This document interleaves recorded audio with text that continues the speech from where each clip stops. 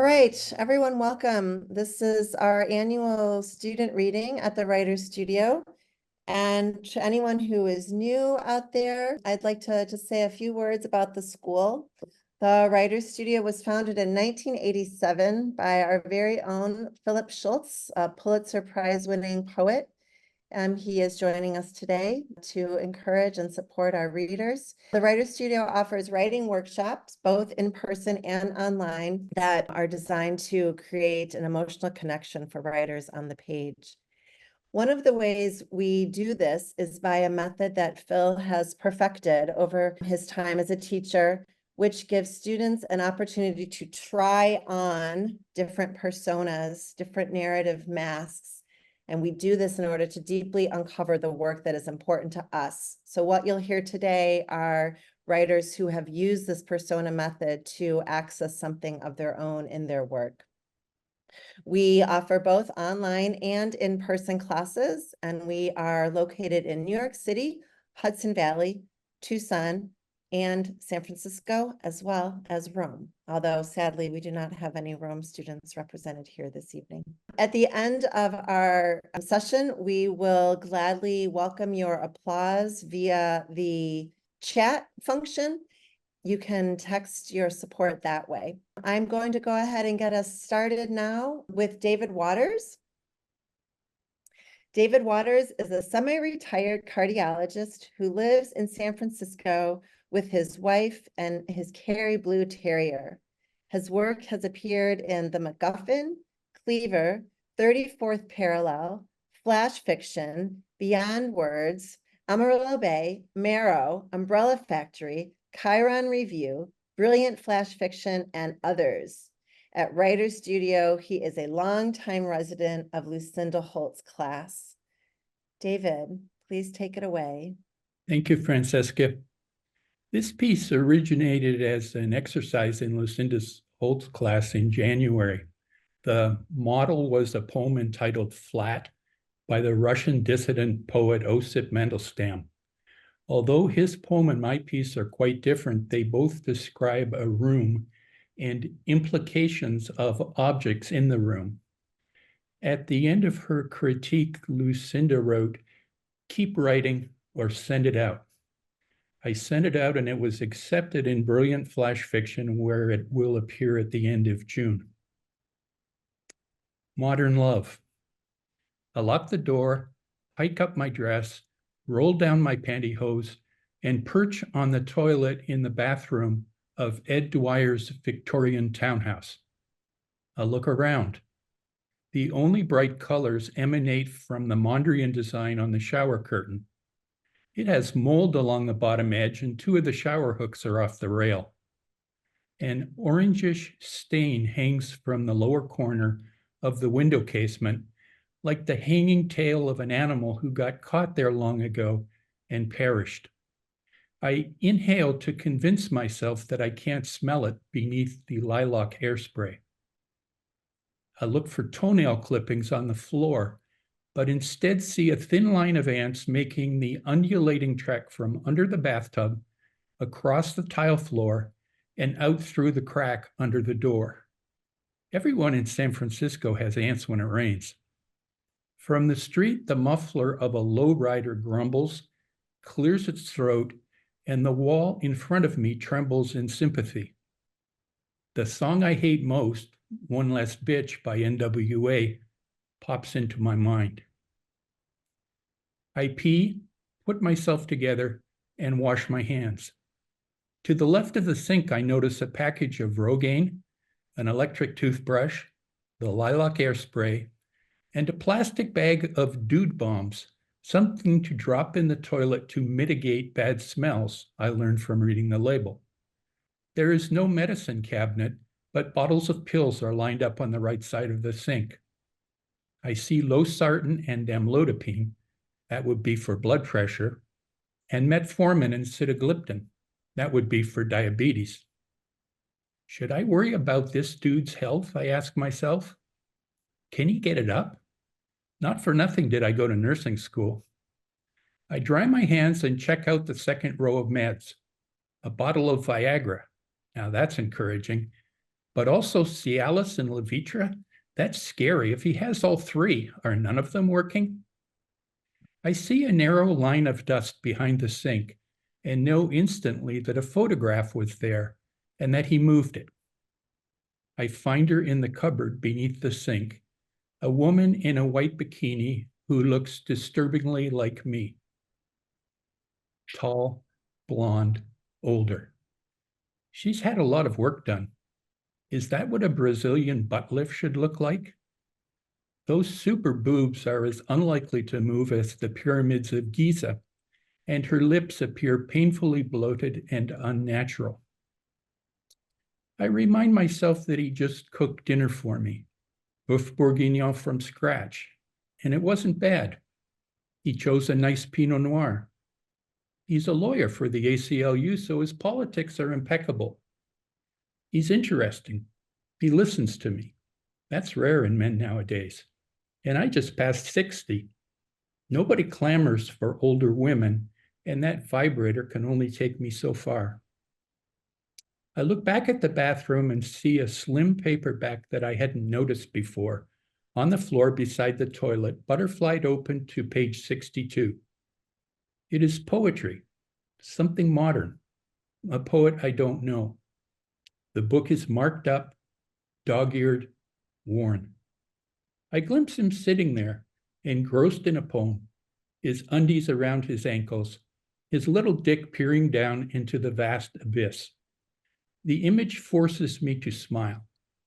I carefully and lovingly, yes, lovingly, replace the book exactly as it was.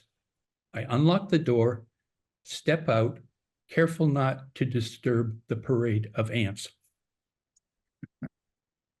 I'd like to introduce Miriam Steinberg, who is a writer and graphic designer born and raised in Queens, New York. She holds an MFA in creative writing and literature from Stony Brook, Southampton, and happily divides her time between New York and Miami Beach. Her work has appeared in the Southampton Review and Miami Off the Page, an anthology of stories from the Women's Writers Group of South Beach. Miriam? Thank you. This poem that I'm going to read now was based on a poem by Jack Gilbert, Elegy for Bob.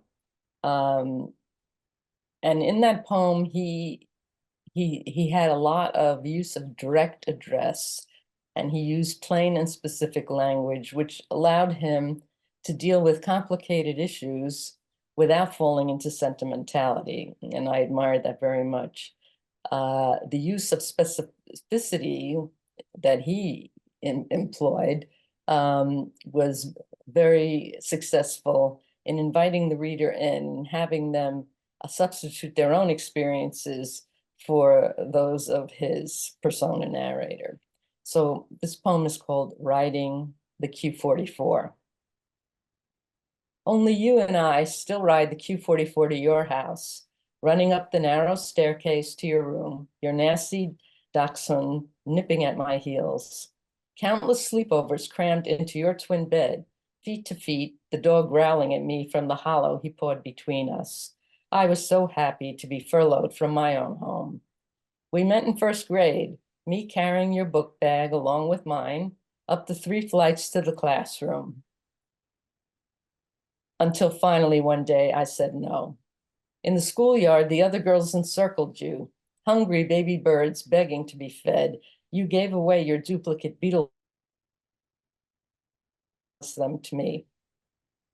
No one but you remembers elementary school parties in Peter's rec room, playing spin the bottle, the boys leading us to the dark broom closet to deliver the kiss. That night, your parents were out. We got drunk in your kitchen, taking sips from each of the bottles so your father wouldn't notice. The next morning, your mother sniffed the air and asked, "Who puked last night?"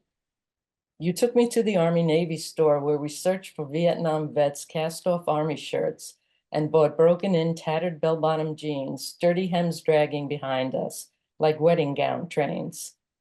Only you remember pulling pranks on our parochial school teachers, the mannequin's naked leg hanging from the top of the closet, locking Mr. Schwartz out of the classroom. It was your idea to raid the lower camper's bunk after visiting day, me frantically trying not to be caught with the candy, you hobbling your broken leg would allow, your white cast scribbled in get well messages, reflecting neon in the moonlight. Together, we spent our last semester of high school at seminary in Jerusalem, where we camouflaged our rolled up skirts with knee-high boots and maxi coats, scaling the iron gate after curfew, while the night guard gave chase and screamed at us to stop. After college, we both married our high school sweethearts and followed them to medical school. The bond that tethered us had already been loosened. I heard your husband is ill, that you've become his caretaker. Does your infectious laughter still ring loud, or have life's sad turns stifled it? You tease me with the idea of reconnecting. You send warm birthday wishes on Facebook. I leave a message on your phone. You poke your head out and quickly retreat, always stopping short of setting a date. I don't understand the rules of this game, and yet who else will remember the girls we were before the women we became? Today, I mostly travel by SUV, but there are nights I dream I'm back on the Q44 on the way to your house. Okay. Okay, so this next poem is based on the Sean Thomas Dougherty poem Biscuits. And this narrator is thoughtful and curious and uses a lot of direct and lyrical language. And he uses a lot of snapshots and fragments to segue into and portray another character in his life that he knows well. This poem is called The Lost Art of the Iron. Once in a very blue moon, while ironing a shirt, my mother materializes in the puff of steam belched from the belly of the appliance. She says, collar, yoke, placard, sleeves, cuffs, front and back. I call it the lost art of the iron. Lost with the art of separating the whites, darks, and colors. Solely a suburban driver, she inches anxiously into an intersection. Never, ever would she venture into the wilds of parkway, highway, or freeway. Instead, she was captive to the local streets. She merely adjusted her schedule for time. An old school educator in a baby blue housecoat, threadbare with the well-worn years. Why throw it out? It's perfectly good. Why throw anything out? Could you use this? Here, take it with you. Every action executed with the same meticulous care. Seated at the kitchen table with the paper and a cup of coffee, she will excuse herself to visit the bathroom. You could set your clock by her bowels. Reclining, feet raised, ensconced in the nubby brown Barca lounger, her face raised to the impossibly placed TV screen hanging just below the ceiling, as if banished to the very first row of the movie theater because she was late. Rubbing my own neck, I asked, wasn't she uncomfortable watching at that angle? I'm fine, she said. Plus, the TV fits there perfectly. And so she sat, chewing and clacking on a stick of Wrigley Spearmint gum, simultaneously mending a shirt or darning a sock. Her hands were free, after all. A green ceramic ashtray perched on the skinny side table, snuggled precisely between the armrest and couch. Not an inch to spare. She hadn't smoked in 40 years. The ashtray was poised to accept pre-chewed but perfectly good pebbles of chewing gum.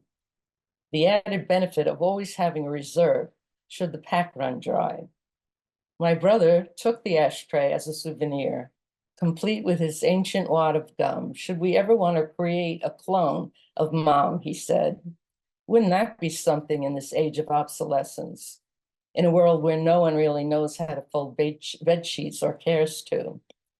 I welcome the apparition when it comes, her standing at the old ironing board, the iron pressing the wrinkles from a white shirt, creating order from disorder.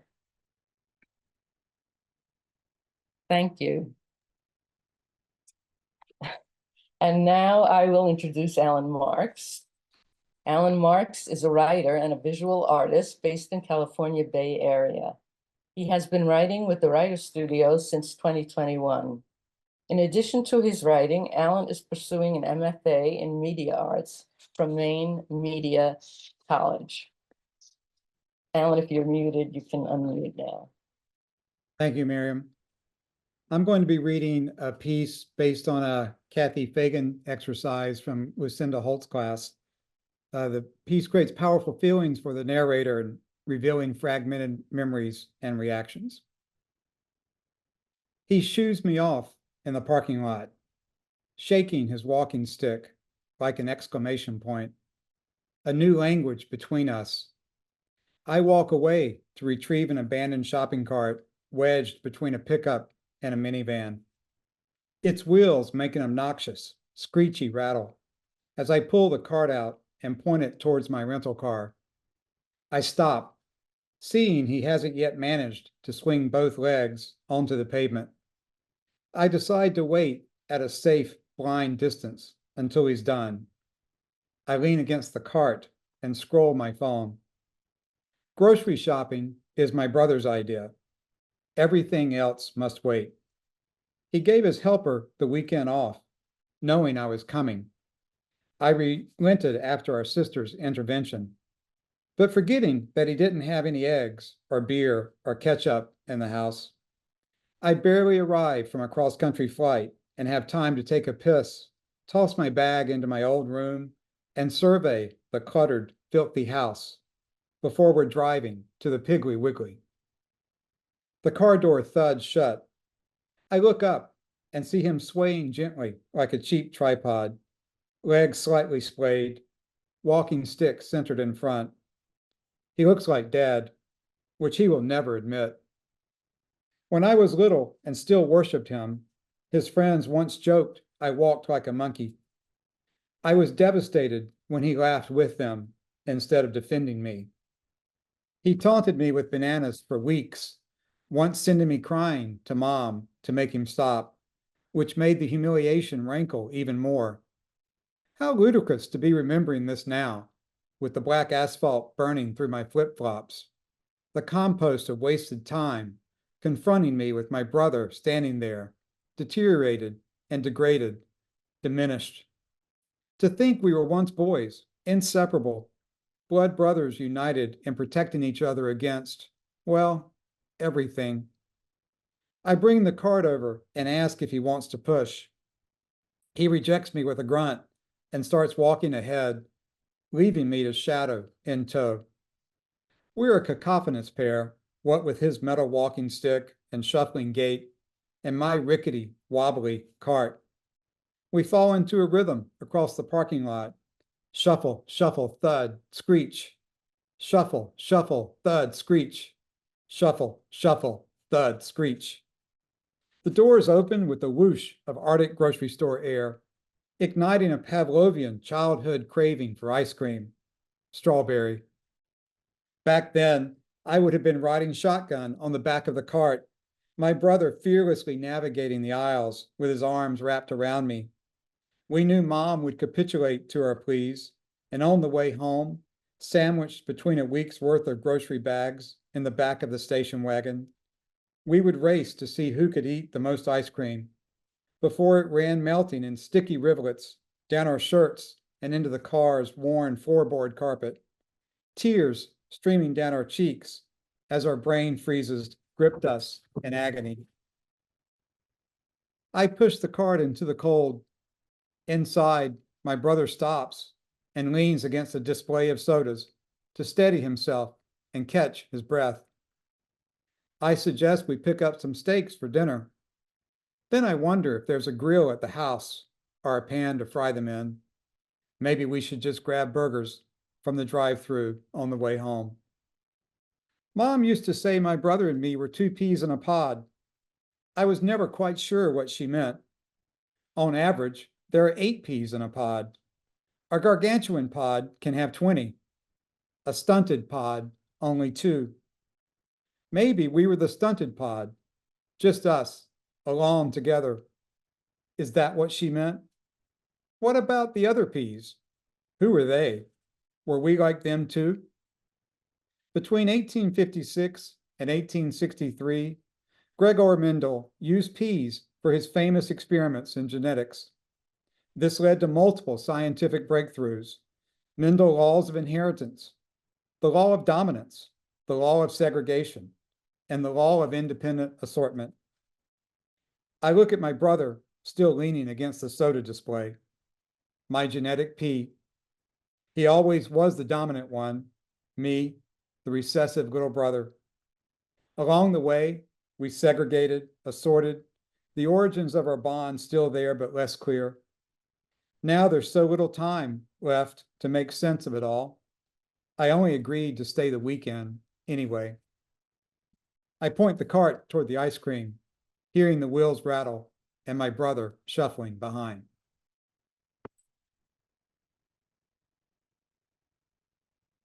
Now I'd like to introduce Cecile Barlier. She was born in France and now lives in California. She is a veteran of the Writer's Studio. Her debut collection, A Gypsy's Book of Revelations, won the 2019 Grace Paley Prize for short fiction and is published by Red Hen Press. Her stories have appeared in numerous journals, and 2 of them were nominated for the Pushcart Prize. Thank you, Alan. Writing is a lonely act, and I think I like to do it with someone holding my hand to keep it steady, engaged with the keyboard.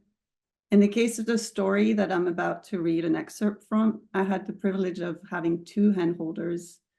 One was Lindsay Stark with her story by Call that won the Pushcart a couple of years ago or so and was taught at the Writer's Studio.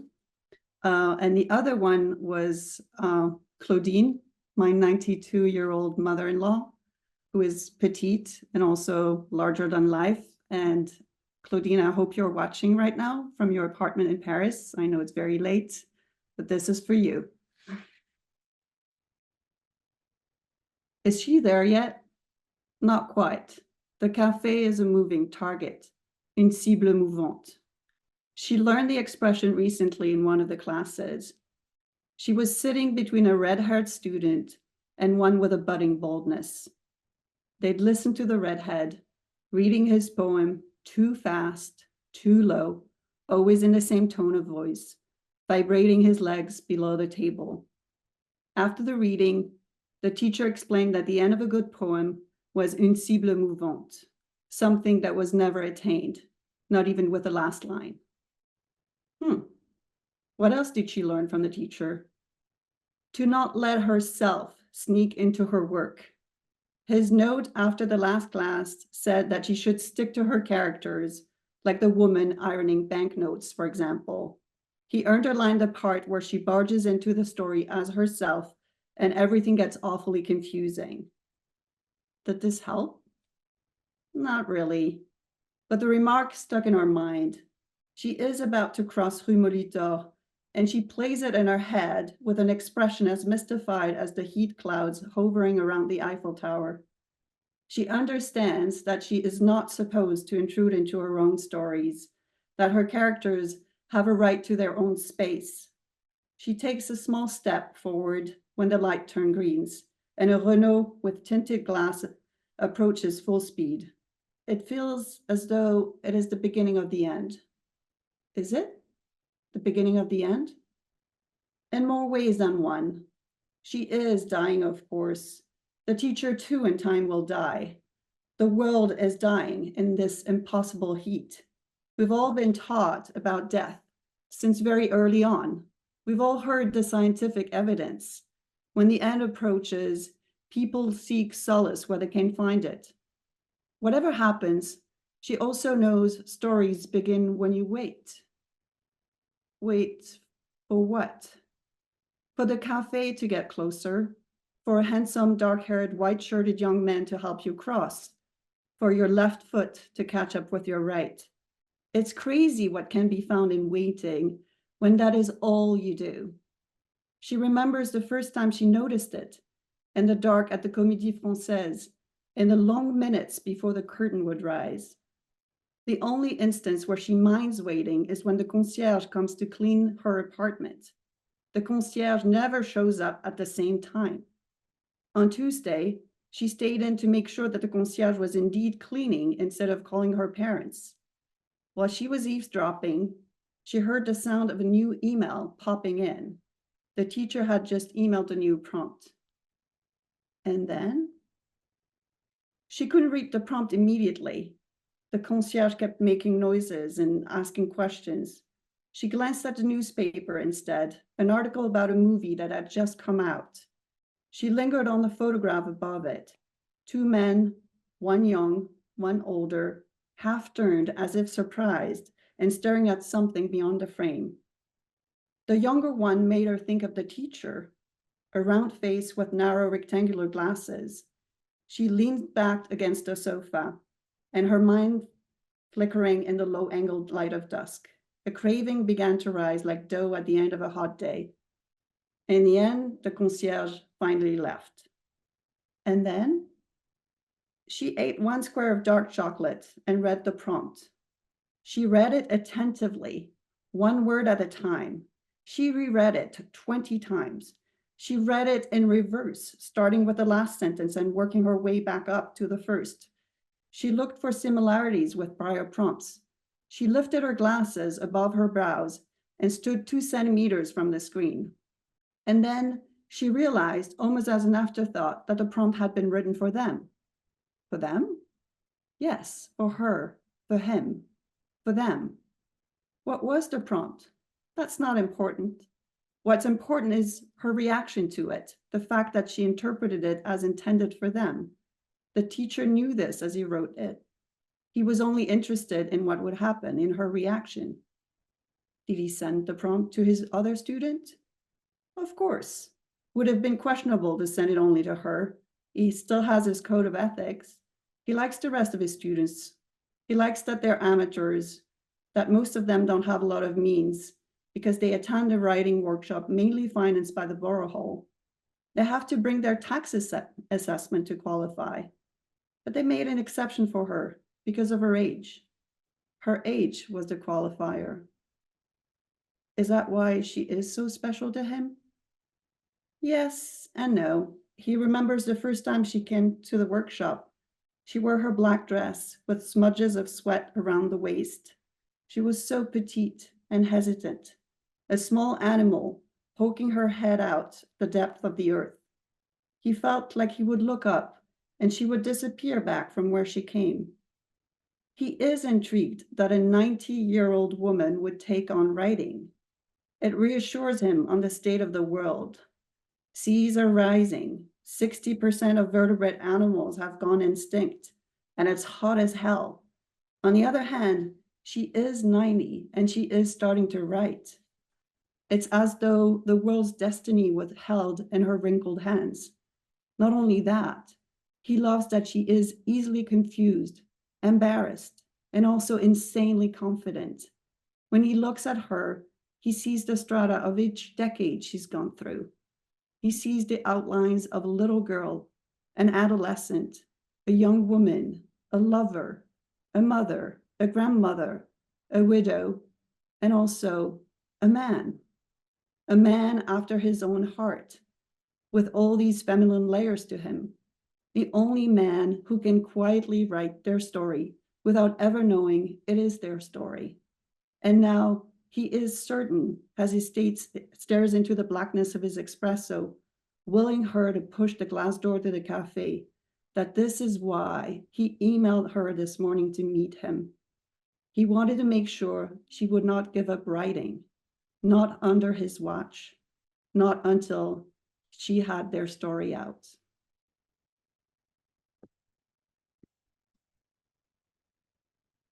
Okay, I'm gonna introduce Dusty.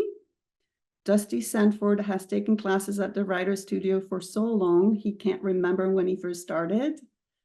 These days, he can be found in advanced memoir taught by Michelle Herman. He currently lives in the Bay Area, but is moving to Brooklyn as soon as possible to be near his 2 daughters, Anna and Grace. Hello, my internet is not working, so I hope that everyone can hear me. I can't hear you, but I'm just going to proceed as if with faith, as if you can hear me. This is an edited excerpt from a submission I wrote in advanced memoir with Michelle. The persona narrator is a construct based on my own experience. I was able to write this only because the persona narrator told the story. There's a reference to Bubby in the story. A Bubby is a lazy boy recliner. One Sunday in January. We were nearing the end of a long day. Long, but good. Jackie would agree, I thought. A good day it was. I stood in the kitchen. They were waiting for me in the yellow glow of the bedroom, the tableau reflected in the black windows that kept in the light. Jackie was sitting up in Bubby, a large throw pillow behind her back. Anna and Grace were on the floor at her feet. I could hear silence and low chatter and more silence. I couldn't make out the words. The day's laughter seemed to have left with the setting sun. I opened the fridge to retrieve the Santa Cruz apple juice. The kids had made a grocery run to the Berkeley Bowl after arriving in town 4 days earlier.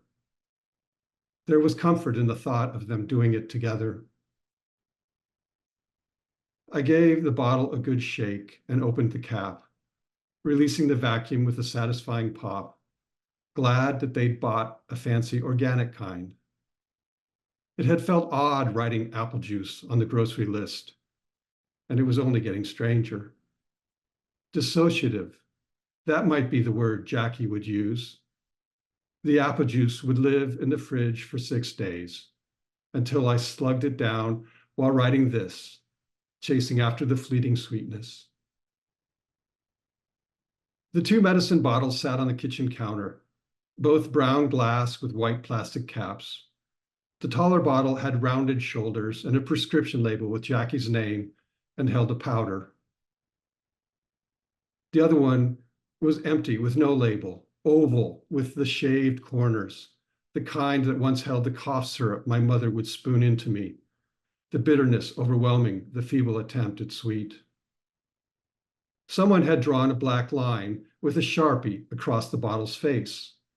They hadn't used a ruler. I knew what had to be done.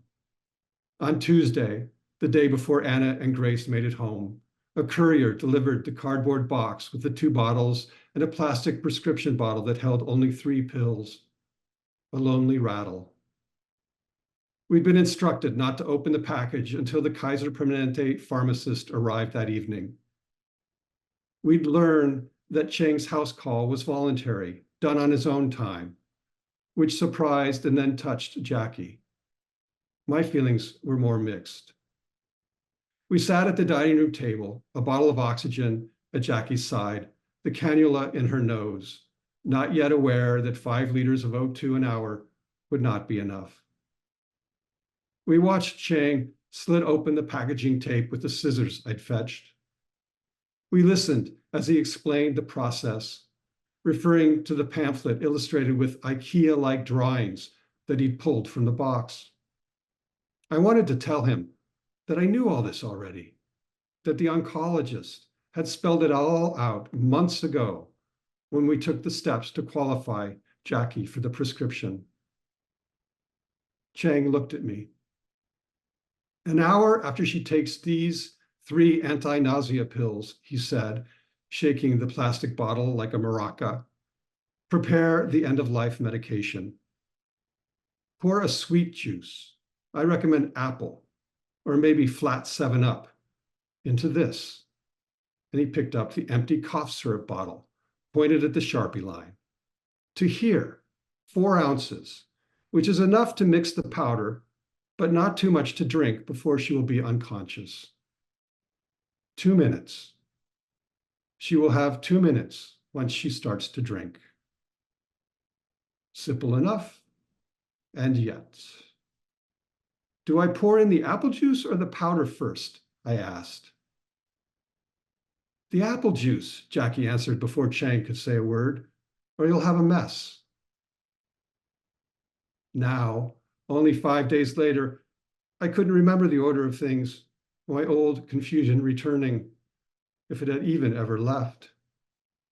My mind was thick, my gut gone. Or was my mind gone and my gut thick? I knew what had to be done. The funnel, yes, a good idea, but I needed more than one good idea. I'd been thinking about this moment for months, since August, when Dr. Lishner had prescribed what Jackie began calling the hemlock. I wasn't about to return to the bedroom empty-handed, asking for help, revealing my incompetence, burdening Jackie with even more logistics of her own demise while the kids watched. I moved quickly, too quickly, funneling the white powder into the empty bottle.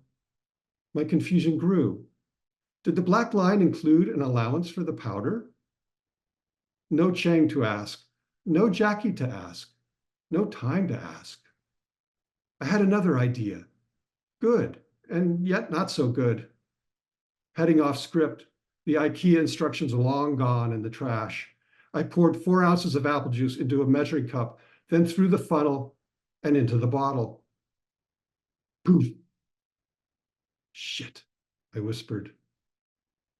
I stared at the counter, the memory of Jackie's words arriving too late, the understanding again arriving after the fact. Too late. It was all too late now.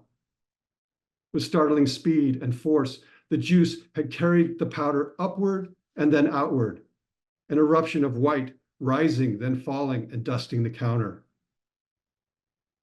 They were still waiting for me. Now fully improv, I grabbed a sheet of Jackie's old stationery that we used for grocery lists, creased it in half, and with my index finger groomed as much hemlock as I could, maybe a 1/4 teaspoon, into the crease, then poured it into the froth and screwed on the cap with that relief that must come when the genie is back in the bottle. I quickly cleaned up the crime scene with a sponge. In my defense, the percentage of powder lost to Krakatoa was minuscule, probably not enough to make a difference, though I was fully aware that my best thinking had only brought me to having to ask the question. I would later taste the bitterness when I mindlessly licked the fleshy part at the bottom of my thumb.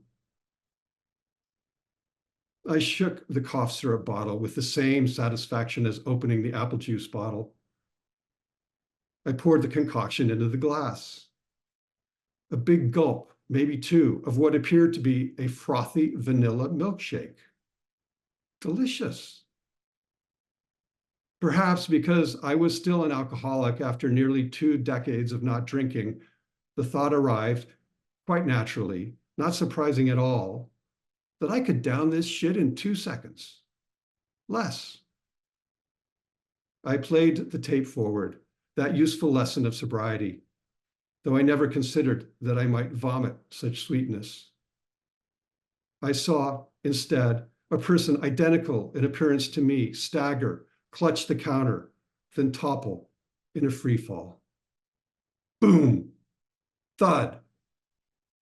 The people in the bedroom rush into the kitchen, except the one stuck in the lazy boy who would be feebly yelling, "What's going on?"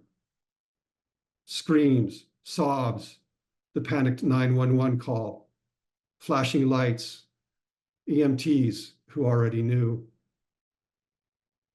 At least Jackie would be alive. At least there would be that.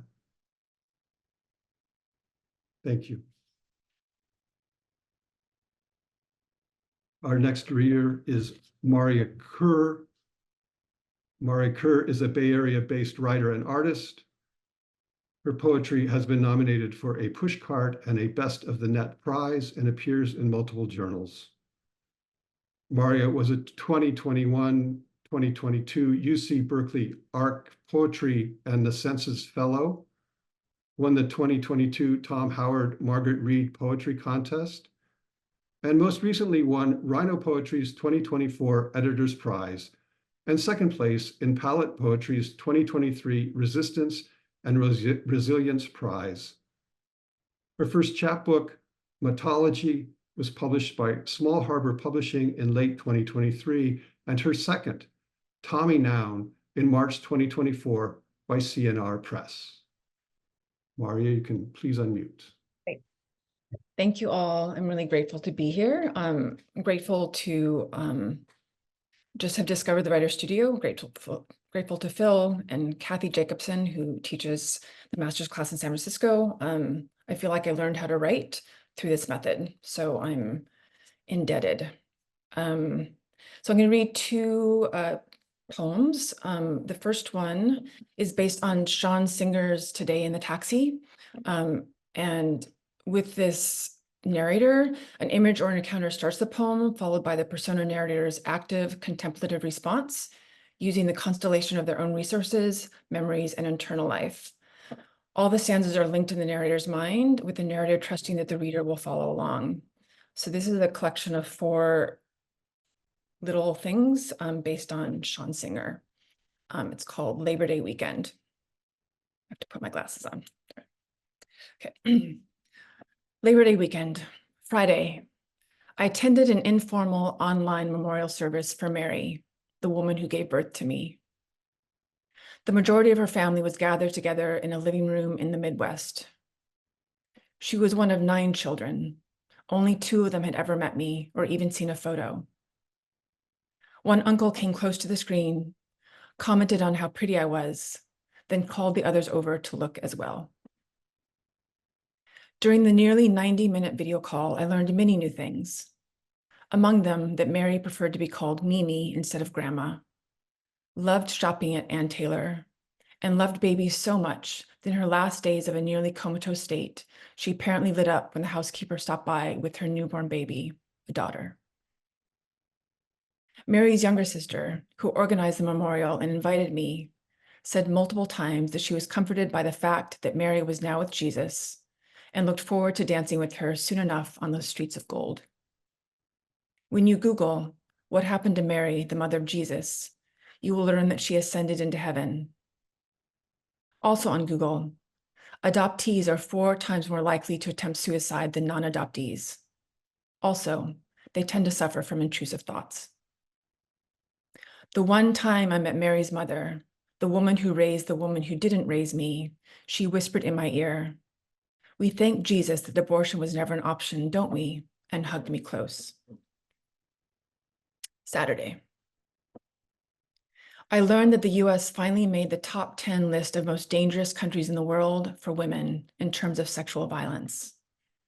Number 1 was India, with an average of 4 rapes reported every hour. The proverb, "The devil is in the details," is thought to have come from the saying, "God is in the details," commonly attributed to Flaubert. And good God, the minutiae of horror. Murakami regards women as harbingers of the coming world and has written that he considers sex to be a kind of soul commitment, a passage to the upper area, the better place. I wonder if he means heaven. But there is much discussion online about the hypersexualized female characters in his novels. I remember everything about meeting my biological father for the first time. What I wore, how differently the night sky in Chicago smelled than the night sky at home, the color of the upholstery in his car, the R&B song on the radio as he drove, the dimmed lights and oversweet first sip of brandy cocktail at the party, how his face looked and the words he said when he came on to me. I wonder, what if abandonment were the most generous act? Sunday. I read in the paper about young women, girls actually, forced into sexual slavery. Nothing novel about that, but for one detail I'll never forget. Men had complained about the stench of a 10-year-old girl kept in a locked room, how they had to hold their breath while they fucked her. One of the older victims, a teenager, tried to explain to them that the girl smelled that way because she was dying, an infection from the open wound of her body. Horrific minutiae, but no mention of how long the 10-year-old suffered before she died. Then, a few pages later in the paper, an article stressing that women should learn how to safely decline unwanted advances. One key piece of advice was to respond to men with the "it's not you, it's me" approach by using I statements. For example, I think you're wonderful, but the chemistry just isn't there. Or, thank you, I'm really flattered, but I'm just not looking for a relationship right now. Or, I just don't think things would work out between us. Monday, Labor Day. I remembered a story I read years ago about the police chief who begged his pals to keep the 8-year-old girl who they'd abducted, drugged, raped, and tortured for days, alive just long enough for him to rape her one more time. Her parents never recovered. How could they? Headed home after work, I didn't take the day off. I accidentally stayed on the train for so long past my stop, I ended up at the end of the line. No idea of where I was or how the night had gotten so dark. Good God, for the minutia of awe. Sorry, I should have given a content warning for that. Apologies. The next poem I'm going to read, that was a prose poem. And the next thing I'm going to read was based on Natalie Diaz's Top 10 Reasons Why Indians Are Good at Basketball. And this was really intriguing to me with list making as a container or a distancing technique for heated emotional material. And this is also a really good example, Diaz's poem, of small story versus big story. And this has profanity in it. And I'm going to read it. This is in my chapbook Mythology, and I'm going to read from that. Okay. This is called Top 15 Reasons White Men Prefer a Mulatto Girl in Bed. 1, we're experts at let me start again. 1, we're experts at cusping, rimming, and straddling the middle.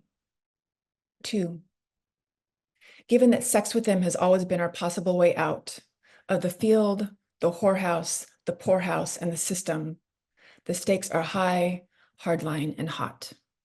We fuck for a release. 3, we're just black, not blackety black. 4, the tragedy of our so close but not quiteness of whiteness helps them feel better about their own struggles of almost there, just hold still. 5, who doesn't love an Oreo dipped, dunked, and munched down with milk? 6, we're good at fractions and grasping proportions, with centuries of experiencing measuring our blackness by drops of blood. A half caste here, quadroon over there, octoroon out back, hexadecaroon on the way. 7, they're still trying to figure out how to fuck a little more doggy, a little less missionary, and suspect we can help them strike the consummate balance. 8, the same reasons they raped us on the plantation. 9, because in flagrante delicto plus criminal Congress makes them feel more Latinate and constitutional, thus closer to their founding fathers. 10, if blackety girls are a 0 and white girls are a 5, we're 3.14 pi. 11, mutts that we are, we're proficient at barking, biting, growling, panting, fetching, sitting, staying, laying down, and playing dead. But when they command us to come, sometimes we do, sometimes we don't. 12, fucking us is bigot pornography without the need to snap a photo of the post-lynch picnic lunch. And having strung up most of the competition, they can pretend to be well hung. 13, they love the gush of freedom, airflow through hair, wind on their skin of riding a pinto bareback. 14, when we come, we emit an aroma of chocolate and vanilla that reminds them of that childhood day they discovered Dairy Queen sold a soft serve swirl. 15, what an energy-efficient way to express anti-Blackness. So much easier and cooler to lay on white sheets than to wear them. Thank you. I am now going to introduce our next reader. George Joseph Brown is a Tucson-based writer of fiction and songs. Hailing originally from the Cook Islands in New Zealand, George has been writing with the writer students since he moved to Tucson in late 2015. He has been published in the Licton Springs Review and is currently working on a collection of short stories and an EP of original songs. Thank you, Maurya. So the piece that I've chosen to read today, I wrote in one of Phil Ivory's classes here in Tucson. And the piece that inspired this is called The Magic Kingdom by Kathleen Graeber from The Eternal City.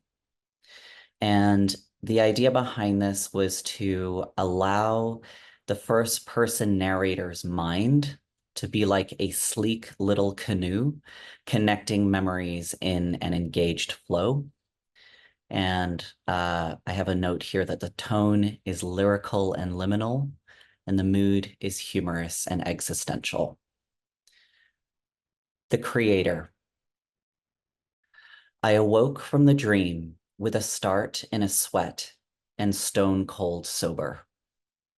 Then I found myself sobbing on the rehab facility's single payphone to John, my sponsor, while disheveled people shuffled past me in the hallway between AA meetings and the harshly lit cafeteria with its underwhelming offerings. I must have really fucked up to have wound up in this shithole, I uttered between panicked shudders and tears. It wasn't a shithole, just Santa Rosa, but still, I'd rather be at home, wrapped around a bottle. You're not a fuck up, just an alcoholic, John reassured soothingly down the line. Have you considered that maybe this is an opportunity for a fresh start? I coughed in begrudging agreeance and pulled a sleeve over my hand to wipe my face. And in that haze of all shook out post-detox dehydration, my dream returned to me in rich, intoxicating flashes, all bound up with a recent memory straddling that same borderline of fear and desire. Right before rehab, I went drinking with Karina in the Castro. We'd started with Bordeaux and cackled bewitchingly in the slowly dimming daylight until the streetlights ignited all at once, huzzah! And she was illuminated before me, a golden woman, curly hair a halo around full-bosomed laughter and flight. And I watched as a few heterosexual men there on that gay street turned and did double takes. She confided in me after we'd switched to Negronis that she'd always longed for a baby, but lacked a key component in the form of a willing sire. It was my turn to double take, almost spitting out a mouthful of bitter Amaro-laden gin. This was not the girl I knew in college, ardently anarchist to my effeminate gay abstraction, smoking cloves in the quad while bemoaning the state of the birth industrial complex. Babies don't consent to being born, you know, she used to say through clouds of silty smoke. As I swilled the last of my second Negroni, I thought of Sophie, an old friend whom I'd met for brunch at her home in Berkeley earlier in the day before taking Bart into the city. Sophie dandled an enormous, peaceful baby before me, urging me to take him. And when I folded my arms around him, I felt the flutter of his heart against my own, dissolving a wall I'd not realized was there. The babe gazed existentially into my eyes, and, sensing a shift in me as my breath caught in my throat, he began to wail for his mother. He's hungry, Sophie cooed, releasing a large brown breast from her blouse, chittering away as the baby gulped, and my eyes struggled to find somewhere neutral to land. On my way out the door, I heard Sophie argue with her husband on the phone, her frustration a net thrown over a barely audible conversation, and the image of her, godlike on the sofa, feeding the body she'd built within her own, stayed with me till the light broke the scratched surface of the Bart window at West Oakland, before the train burrowed snake-like beneath the bay. So, you wish to commune with the Creator, I heard myself slur to Karina as we surveyed the twinkling lights below. 2 bottles of wine, several Negronis, and at least 1 espresso martini later, Karina insisted on taking me up to Twin Peaks. The ride on the back of her Vespa had us both shrieking around the ascending curves, and I clung to her, the small woman between my thighs. "What do you mean?" she replied, an unnerving gleam in her eye. "I am the creator." And she stood to her full height and seized me by the lapels and kissed me there under Sutro Tower as fog gathered like skirts in the hands of the hill. The image of godlike Sophie flew through my mind, and the context of her frustration at her husband made a sudden sense. I realized, as Karina kissed me, her mouth saline and savory, like gin, like the bitter broth of the bay rising in pillows around us, that these women held the spark of creation within their bodies that could build bodies that would populate nations in the fractal of ever-expanding humanity. No wonder they were frustrated with we mortal men, providing at best mere handfuls of seed cast nonchalantly over their verdant fields.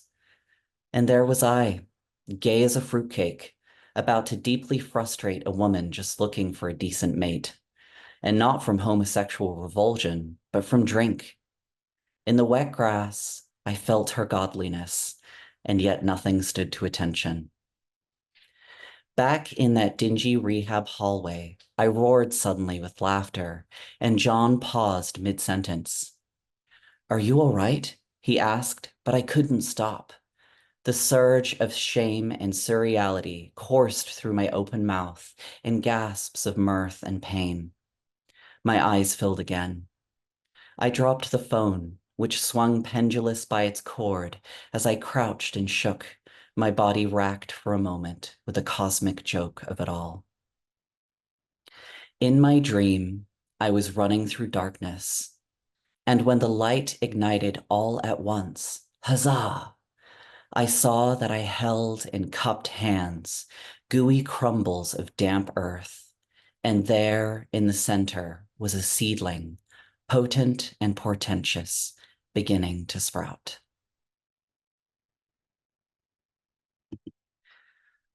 And I'm going to introduce Anmol. Anmol Priya Desai, who goes by any pronouns, is a teacher and poet currently located in Tucson, Arizona. They will be an MFA candidate at Oregon State University this upcoming fall. Hello, everybody. I'm really grateful to be here. I'm going to be reading 2 poems, the first of which is very different from the confessional style I normally like to write in.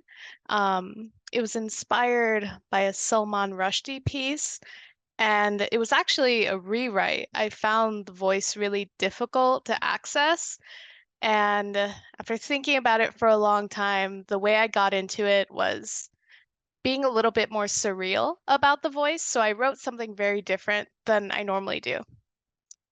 Okay, it's called 3 Bodies. 3 bodies. Tale as old as time. 1 girl with 2 boys. 1 wrapped around her waist and another holding her hand.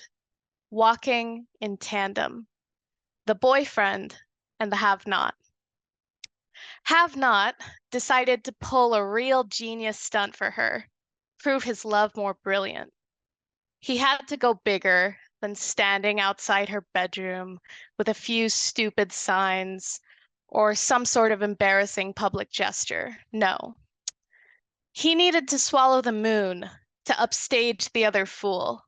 So he did. Wrapped his lips around it whole and begged his throat to engorge every bit of rock. He stood wide, with insides specked by moon dust, vestiges of the sun's glow, and all the luminosity he could pull out of his crags, right in that boyfriend's way. She shrugged his arm off and jumped into lunar embrace. She loved him then, but oh, she forgot how moon shits kick in and how within 3 to 4 business days, he'd be all constipation, never orbiting within more than 5 feet of the toilet, and how his lungs would eventually excrete spatial rind. Young love never considers the backlash of planetary misalignment and abandons logic for the grand gesture. Boyfriend realizes he must pull a bigger one to get his girl back, even if her mouth is encrusted in moon shards. Night was only bright in her bedroom those days. I'm sure it tormented him, the thought of her wrapped in the moon's embrace, sniffing space dust and undressing for that rock. He tried to shut his eyes and forget the one thing that would free him. No, he shouldn't. Couldn't do that. Anything but that. But he did. He swallowed the sun, asserted himself as the primary luminary. It tickled his inside so red, you could see the blistering through his skin. Now radiant and burning, he sought her gaze.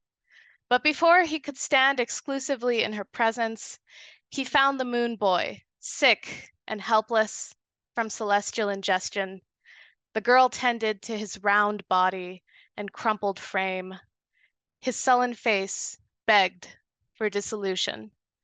But right when he opened his lips, the moon ejected itself out the boy, leaving him husked, all rock and no glow. She needed the sun needed her. It scorched out the other boy and met the moon again for the first time in eons. There was no jealousy for the sun's blazing on Venus all those years, or the moon's pulling of the tides. They did an inseparable twirl out toward a new universe, leaving the world dark, and that stupid girl forever in pursuit of a love so eternal. So that one was really different from what I normally write. This next one is a lot shorter, and it was based on a Robert Hayden poem called Those Winter Sundays. And it was just one of those exercises where the style of the author just clicked really well to what I normally do. This poem is a lot more personal. It's actually about my life, and it's called Dal Bhat, and I'll give you some context for that. Dal Bhat is like a very traditional Gujarati dish. It's like rice with a lentil soup and then sautéed veggies. It's like an everyday sort of meal. So it's called Dal Bhat. Okay. Dal Bhat. My mother came home from work, all fire and windstorm, whipped up dinner while he sat pasted to the television. The freezer burn of being out of work stuck his limbs to the couch. A meal for 6 after 8 hours of work was her job. He wasn't a maid. I kept to my room, wanting to avoid another burn.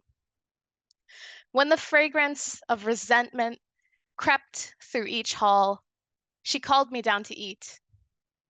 Without expectation of my assistance in the kitchen, knowing the honors homework pile at the back of my mind, she filled my belly with dal bhat, spicy lentil pulverized to broth, rice, potatoes, cabbage, the heat of lal mirch, and the calories to run. Thank you. Thank you, Anmol. And thank you to all of our readers. Let's go ahead. We can all, the readers can unmute so we can all applaud one another. If we could, please. What a wonderful reading this was. It's so powerful. My God, I'm just blown away. It's so strong. My God, everyone has these big, important subjects. That's, you don't get that at many readings. Thanks. I'm just floored. Yeah, beautiful work to all of you, really. And I hope you're all able to see the comments. All the applause is coming in.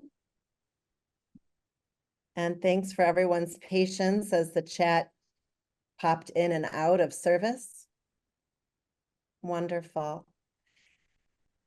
And thank you, Francesca. Oh, yeah, it's my pleasure. It's my pleasure to be here with all of you to hear your beautiful work. To all of you who don't know, you can find us at www.writerstudio.com, where you can learn more about our method. You can see what our upcoming summer workshops are. We have plenty of options. And once again, let's give ourselves a round of applause to all of you wonderful writers for being here. Thank you for sharing your beautiful work with us. Phil, thank you for this method. It's saved more than a few of us. We all say that from experience, I think. Thank you all so much for being here. And thank you all, really, from the bottom of my heart. Thank you.